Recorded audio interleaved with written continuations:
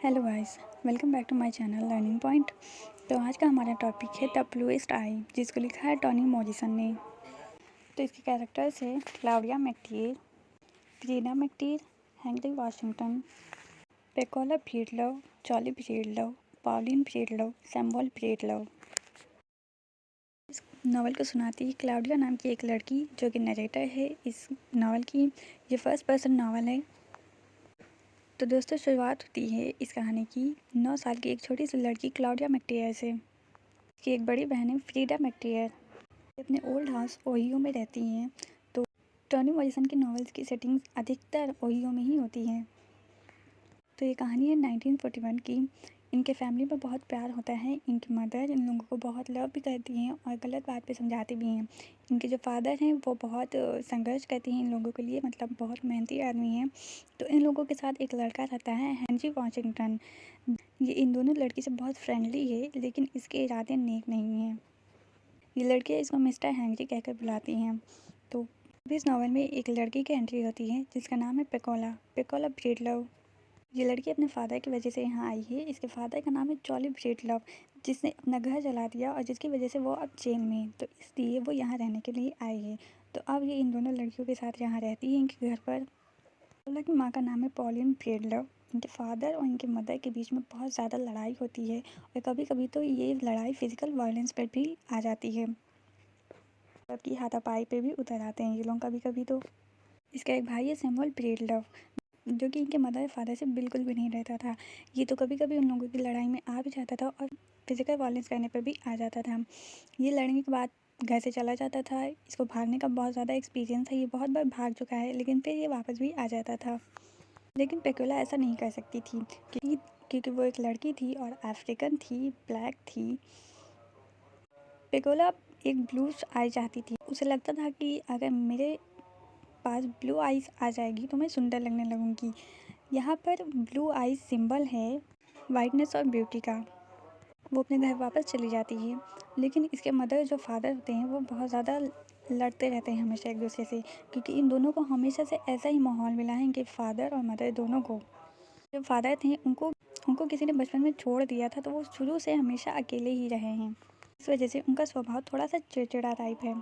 और जो इनकी मदर है उनकी थिंकिंग भी हमेशा से ऐसी ही रही है। मतलब वो ब्लैक थी तो सोसाइटी उनको पसंद नहीं करती थी। इस वजह से उनकी थिंकिंग भी यही रही है कि हाँ, मैं अगली हूँ, मुझे कोई पसंद नहीं करता। तो वो भी थोड़ी चिड़चिड़ी टाइप रहती है। इस वजह से इन दोनों में ज़्यादा बनती नहीं है, जिसका असर पेकोला पर पड़ता है। इन दोनों की यही रीज़न है कि ये लोग अपने बच्चों को इस तरह से ट्रीट करते हैं। एक दिन ये जॉली ब्रेडलॉ बहुत ज़्यादा ड्रिंक करके आया। वो नशे में बिल्कुल धुत था। और वहाँ जब वो अपने घर आया तो उसने सामने अपनी बेटी को, पेकोला को देखा। वो खड़ी हुई बर्तन धुल रही थी। पेकोला को देखकर उसको पता नहीं क्या हो गया। उसने सोचा, मैं अपनी बेटी को कुछ दे तो सकता नहीं हूँ, उसकी केयर तो मैं कर सकता नहीं। तो उस वक्त ये अपने इमोशन पर कंट्रोल नहीं कर सका और वहीं खड़े खड़े उसने उसका रेप कर दिया और उसे ऐसे ही दर्द में छोड़कर चला गया। उसके बाद जब उसकी मदर आके उसको देखती हैं इस तरह से, तो वो अपने हस्बैंड को कुछ नहीं कहती, बल्कि उल्टा पेकोला को सुनाती हैं और बहुत बुरा वाला कहती हैं। ये सब सुनकर पेकोला जो है वो अपने घर से भाग जाती है और वो बाहर निकल के चली जाती है। उस घर को छोड़ के वो कहीं दूर चली जाती है। वहाँ उसे एक आदमी मिलता है, सोफर्ड चर्च। ये आदमी जो है वेस्ट इंडियन है।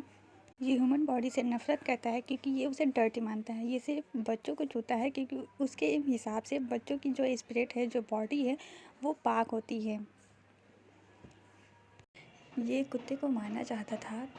तो जब पेकोला इसको अपनी विश बताती है कि मैं ब्लू आइज पाना चाहती हूँ, तो ये कहता है कि अगर तुम इस कुत्ते को ये खाना खिला दोगी और वो अजीब हरकतें करने लगेगा तो तुम्हारी विश पूरी हो जाएगी। उसे लगता था कि मेरा ऐसे करने से मुझे ब्लू आइज मिल जाएगी, इसलिए वो कुत्ते को खाना खिला देती है और वो कुत्ता तड़प तड़प के वहीं पर मर जाता है। ये देखकर पेकोला वहाँ से भाग जाती है। अब इसके बाद सीज़न बदलता है तो समर का सीज़न आता है। मैंने आपको शुरुआत में 2 सिस्टर्स के बारे में बताया था। तो वो दोनों मैरीगोल्ड फूल के बीज बेचने लगती हैं ताकि एक नई बाइक के लिए पैसा जमा कर सकें। तो जब ये आस पड़ोस में ऐसा करने जाती हैं तो उससे पेकोला के बारे में पता चलता है। उन लोगों को पता चलता है कि वो अपने फादर से ही प्रेग्नेंट हो गई है। तो जितनी भी कम्युनिटी थी वो चाहती थी कि ये बच्चा मर जाए, लेकिन जो ये दोनों सिस्टर्स थी वो चाहती थी कि ये बच्चा मिले। तो अब ये दोनों क्या करने लगी, तो जो इन्होंने पैसा जमा किया था उसको सेक्रीफाइस करके मेरीगोल्ड के बीज दिए और उस बीज को आधे तो पेकोला के घर के सामने उन्होंने लगा दिए, आधे इन्होंने अपने घर के बैकयार्ड में रख दिए। और उन्होंने सोचा कि अगर ये मेरीगोल्ड के फूल खिल गए हैं तो इसका मतलब कि हमारी विश पूरी हो गई, लेकिन ऐसा कुछ नहीं हुआ। वो मेरीगोल्ड के जो फूल के बीज थे वो मुरझा गए हैं और पेकोला का जो बेबी हुआ था वो पैदा होते ही मर गया। उसके बाद पेकोला जो है वो पागल सी हो जाती है, इधर उधर घूमा करती है।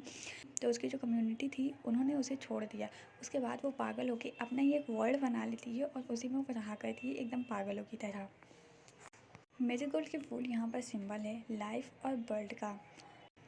तो आई होप कि आपको ये नॉवल पसंद आई हो। तो मेरे चैनल को सब्सक्राइब करना मत भूलिएगा।